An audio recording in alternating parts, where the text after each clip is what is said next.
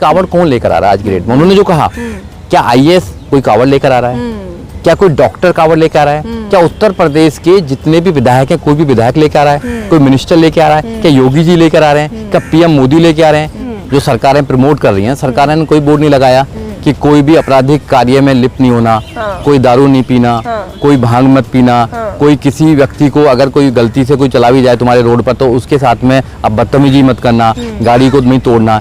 ये कहाँ की भक्ति है, मुझे नहीं लगता है। तो ऐसा अगर कोई टीचर या कोई वकील या कोई डॉक्टर समझाने का काम कर रहे हैं तो ये जितने भी अंधभक्त हैं वो उन पर एफआईआर कराने का काम करते हैं और उनसे कहते हैं कि भैया हमारी जो भावना वो आहत हो जाती है। ऐसा से लोगों ने अंधविश्वास के खिलाफ भी काम किया है, चाहे वो कबीर रहे हों, पत्थर पूजे रंबिले तो मैं पूजूं पहाड़, ताते तो चाकी बली पीस का है संसार। अभी तो थोड़ी चल रहा है, तो बोलने वाले तो लोग हमेशा से रहे हैं। अंधविश्वास के खिलाफ हमेशा से लोग बोलने वाले रहे हैं, को डुबाना चाहते हैं, धर्म के नाम पर देश को बांटना चाहते हैं और जो जवानी है, जो यूथ है देश का, उसको बर्बाद करना चाहते हैं धर्म के नाम पर, केवल और कुछ नहीं करना चाहते। देखिए, एफआईआर तो उत्तर प्रदेश में हो या जहां भी बीजेपी की सरकार है वहां आम बात है कि ऐसे एक्टिविस्ट लोगों पे या शिक्षकों पे या किसी भी एडवोकेट्स पर एफआईआर बहुत जल्दी हो जाती है। रही कि उन्होंने जो कहा है, एक की शिक्षक से आप क्या उम्मीद करते हैं? वो अपने बच्चों को एजुकेशन के विषय में बताएगा। उसका बताने का तरीका एक कविता के माध्यम से है। वो पूरी कविता हमने देखी है, उसमें कुछ गलत नहीं है। उन्होंने कहा है कि जो बच्चे हैं 7-8 दिन के लिए वो कहीं चले जाते हैं यात्रा में, तो उनकी पढ़ाई मारी जाती है और वहाँ कुछ लोग उनको ऐसी नशा की चीज भी खिलाते हैं जो सही नहीं है बच्चों के लिए। एक शिक्षक बच्चे को और क्या ज्ञान देगा और शिक्षा से क्या करना चाहते हैं आप? वो कहे कि नहीं कावड़ लेने जाओ, वो कहे कि नहीं कि अभी विद्यालय मत आओ, 8-10 दिन तक आप बाहर रहो। भाई शिक्षक जो है वो यही कहेगा। तो इसलिए जो लोग एफआईआर कर रहे हैं उनको सोचना चाहिए कि ऐसे कौन से लोग हैं जिनकी भावनाएं एक शिक्षक के समझाने पर भी उनकी भावनाएं भड़क जाती हैं, आहत हो जाती हैं। वो एक और वीडियो उन्होंने बनाया और उस वीडियो के जरिए उन्होंने ये कहा कि मैं किसी को जबरदस्ती तो नहीं कह रहा हूँ, उनके माँ बाप को जाके नहीं कह रहा हूँ कि बच्चों को मत भेजो। मैं अपने बच्चों को जो मुझसे पढ़ने आते हैं उनको एक व्यवहारिक सीख दे रहा हूँ। और अगर मुझ पर एफआईआर हो रही है तो आपको ओम प्रकाश राजभर का भी एक बयान याद होगा, जब उन्होंने 2021 में बयान दिया था और कहा था कि कावड़ उठाने से कोई इंजीनियर डॉक्टर नहीं बन जाता और वहाँ ले जाकर बच्चों को नशे के कारोबार में ढकेला जा रहा है। उन पर एफआईआर क्यों नहीं हुई? मुझे क्यों इस पूरे मामले में घसीटा जा रहा है? नहीं, बिल्कुल उन्होंने ठीक कहा है, अपना उन्होंने पक्ष रखा है और ये बिल्कुल सही बात है। कोई भी व्यक्ति अगर अपने विद्यालय के बच्चों को समझाने का काम कर रहे हैं या कोई और भी व्यक्ति समझाने का काम कर रहे हैं तो केवल उनको समझाने का काम कर रहे हैं जो उनकी समझ मान रहे हैं। अगर कोई जाना चाहते लाए जाए, कोई प्रॉब्लम नहीं है, कोई रोक थोड़ी रहा है उसको। एक शिक्षक जो गवर्नमेंट से नौकरी लेता है, जो तनख्वाह लेता है, उस तनख्वाह का माध्यम से वो अपने बच्चों को पढ़ाने का काम कर रहा है या फिर अपने बच्चों को पालने का काम कर रहा है। उससे क्या उम्मीद करेंगे आप कि जो उसके बच्चे हैं स्कूल में उनको सही शिक्षा दे, वो बताए कि एजुकेशन में कितनी पावर है। एजुकेशन लेने के बाद में ही आप IAS, PCS, doctor, engineer, professor, जज, वकील बन सकते हैं। इस देश के बड़े बड़े आप जो पद हैं उन पर जा सकते हैं। और ये सच्चाई वाली बात है कि कावड़ कौन लेकर आ रहा है आज की डेट में। उन्होंने जो कहा, क्या आईएएस कोई कावड़ लेकर आ रहा है, क्या कोई डॉक्टर कावड़ लेकर आ रहा है, क्या उत्तर प्रदेश के जितने भी विधायक हैं कोई भी विधायक लेकर आ रहा है, कोई मिनिस्टर लेकर आ रहा है, क्या योगी जी लेकर आ रहे हैं, क्या पीएम मोदी लेकर आ रहे हैं, क्या कोई और व्यक्ति लेकर आ रहा है, क्या कोई जज लेकर आ रहा है, कोई वकील लेकर आ रहा है, कोई डॉक्टर लेकर आ रहा है, कोई लेकर आ रहा है? क्या बताइए। जो लोग लेकर आ रहे हैं वो एक प्रकार के ऐसे लोग हैं जिनको अंधविश्वास में डाल रखा है। उन्होंने ऐसा कहा तो वो अपने बच्चों को समझा रहे हैं कि बच्चों आप अपना जो टाइम है, जो कीमती टाइम है, वहाँ बर्बाद मत कीजिए, आप पढ़ाई में लगाइए उसको। अगर आपकी 10 दिन की पढ़ाई खराब हो जाएगी तो आपका समय बर्बाद होगा और आप फिर आईएएस, पीसीएस, डॉक्टर, इंजीनियर नहीं बन पाएंगे। क्या कोई बच्चा, कोई भी व्यक्ति अपने बच्चों को विद्यालय भेजता क्यों भेजता है? वो अच्छे पदों पर नौकरी करे, अच्छा इंसान मिले, मानवता की मदद करे, मानवता की वो मतलब मदद करके हेल्प करे उनकी, यही तो करना चाहता जो उन्होंने समझाया। तो ये सरासर ऐसे जो लोग हैं उन पर ही कार्रवाई होनी चाहिए जो लोग एफआईआर करा रहे हैं कि आप किसी बात पे भी आकर अपनी भावनाएं तुम्हारी भड़क जाती है। कैसी भावनाएं भाई इतनी जल्दी भड़क जाती हैं? कोई बिल्कुल यही सवाल है कि जो लोग कावड़ लेकर जा भी रहे हैं, जिनकी वीडियो हम देख रहे हैं, रुड़की के एक होटल की आपने वीडियो देखी होगी कि किस तरीके से वहाँ पैसे लूट लिए, जो कावड़ यात्री थे उन लोगों ने उन्हें मारपीट की। उसके अलावा और भी बहुत सारी ऐसी वीडियो सामने आ रही है जहाँ युवा हैं वो सभी लोग और वो कावड़ लेकर निकले हुए हैं और उसके बाद किस तरीके से छोटी छोटी बातों पे उनकी धार्मिक भावनाएं आहत हो जाती हैं, मार पिटाई पे उतर आते हैं। ये कैसी भक्ति है? ये कौन सी सीख मिल रही है यहाँ कि आप भक्ति करने जा रहे हैं, आप भक्ति में संलग्न हैं और उसके बाद आपकी भावना आहत होती है, क्रोध आता है, मार पिटाई कर लेते हैं? देखो ये तो उनको सोचना चाहिए जो इसको प्रमोट कर रहे हैं, जो सरकारें प्रमोट कर रही हैं। सरकारें ने कोई बोर्ड नहीं लगाया कि कोई भी आपराधिक कार्य में लिप्त नहीं होना, कोई दारू नहीं पीना, कोई भांग मत पीना, कोई किसी व्यक्ति को अगर कोई गलती से कोई चला भी जाए तुम्हारे रोड पर तो उसके साथ में अब बदतमीजी मत करना, गाड़ी को नहीं तोड़ना। ये कहाँ की भक्ति है, मुझे नहीं लगता है। तो ऐसा अगर कोई टीचर या कोई वकील या कोई डॉक्टर समझाने का काम कर रहे हैं तो ये जितने भी अंधभक्त हैं वो उन पर FIR कराने का काम करते हैं और उनसे कहते हैं कि भैया हमारी जो भावना वो हाथ हो जाती हैं। ऐसी कौन सी भावना है भाई, को समझाने पर हाथ हो जाती हैं आपकी।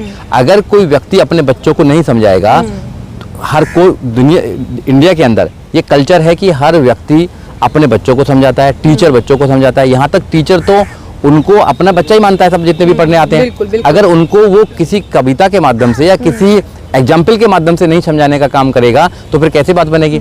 अगर इस देश में टीचर पर भी FIR होने लगी है तो ये देश फिर सुरक्षित हाथों में नहीं है।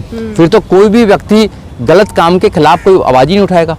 फिर तो जो हो रहा है देश के अंदर अंधविश्वास चल ही रहा है। जो दारू पी रहे हैं। अब जैसे स्कूल बंद करें, 27,000 स्कूल बंद करें गवर्नमेंट ने, यूपी ने, और वहां पर वो शराब के ठेके खोले जा रहे हैं। अगर किसी व्यक्ति ने बोला कि भाई आपको विद्यालय तो और खोलने चाहिए, आपको तो 10 किलोमीटर के दायरे में 2-3 विद्यालय खोलने चाहिए, मगर आप तो विद्यालयों को बंद करके और उनको मर्ज करने का काम कर रहे हैं। तो गवर्नमेंट के कि नहीं, गवर्नमेंट के खिलाफ बोल रहे हैं। तो ये गवर्नमेंट के खिलाफ नहीं है, फंडामेंटल राइट से आर्टिकल 19 की आपको बोलने की आज़ादी है। तो आप गलत काम के खिलाफ बोल सकते हैं, आप लोगों को अवेयर कर सकते हैं, आप अंधविश्वास के खिलाफ बोल सकते हैं, अंधविश्वास से लोगों को जागरूक कर सकते हैं। जो गलत है, लोगों के भविष्य के लिए गलत है, उनको लोगों को जागरूक कर सकते हैं, बच्चों को जागरूक कर सकते हैं। अंधविश्वास और विश्वास के बीच का जो फर्क है, आपको नहीं लगता बीते कुछ सालों में ये खत्म हो गया है?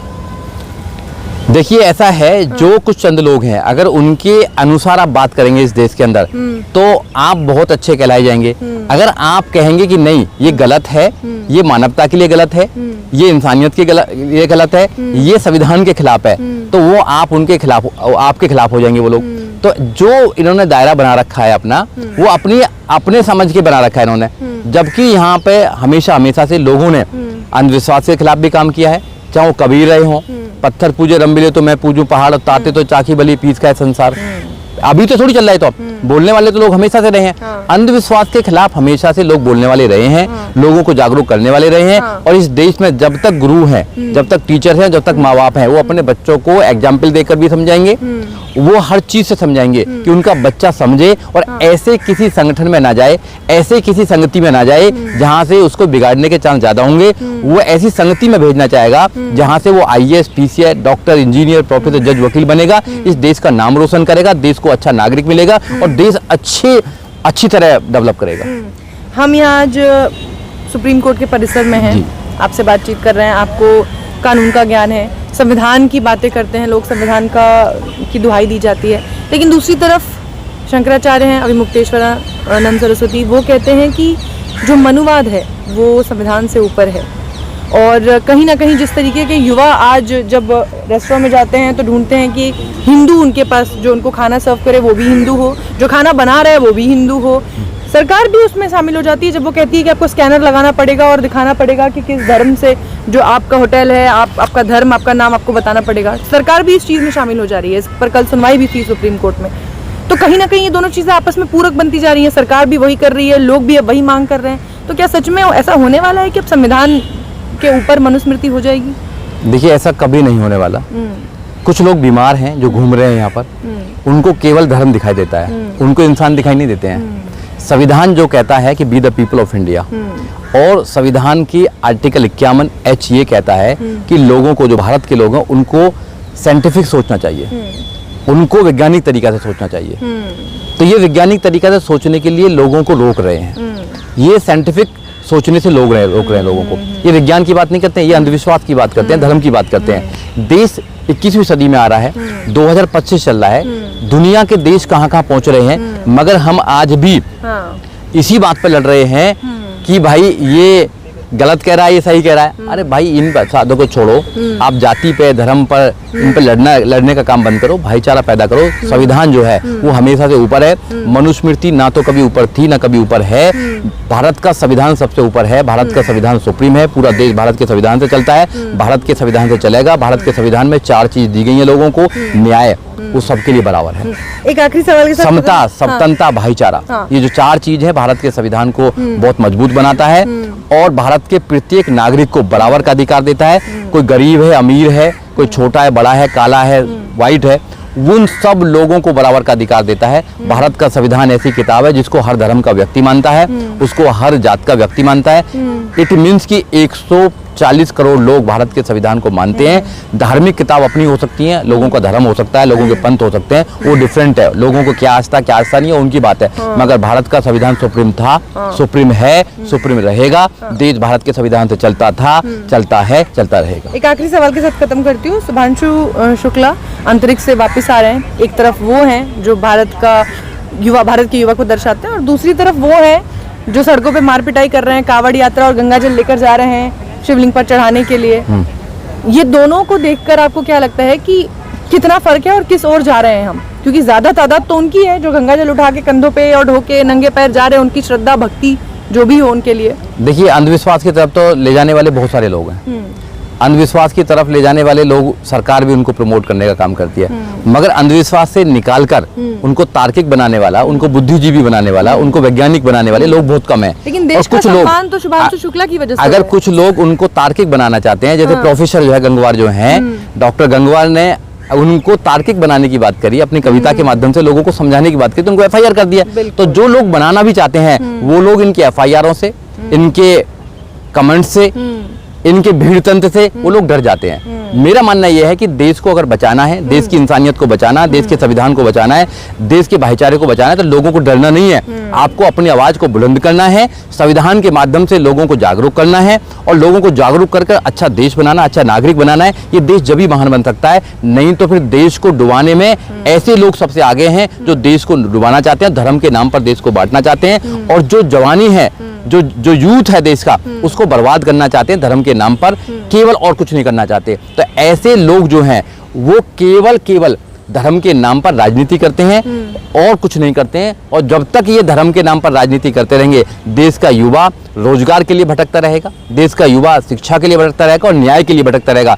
देश के जवान को, नौजवान को कुछ मिलने वाला नहीं है। इसलिए आज भी समय है, ऐसे धूर्त लोगों का विरोध कीजिए और जो सही काम कर रहे हैं, अपनी आवाज को बुलंद कर रहे हैं, उनका साथ दीजिए और उनकी आवाज में आवाज बुलंद करके इस देश को एक मैसेज दीजिए।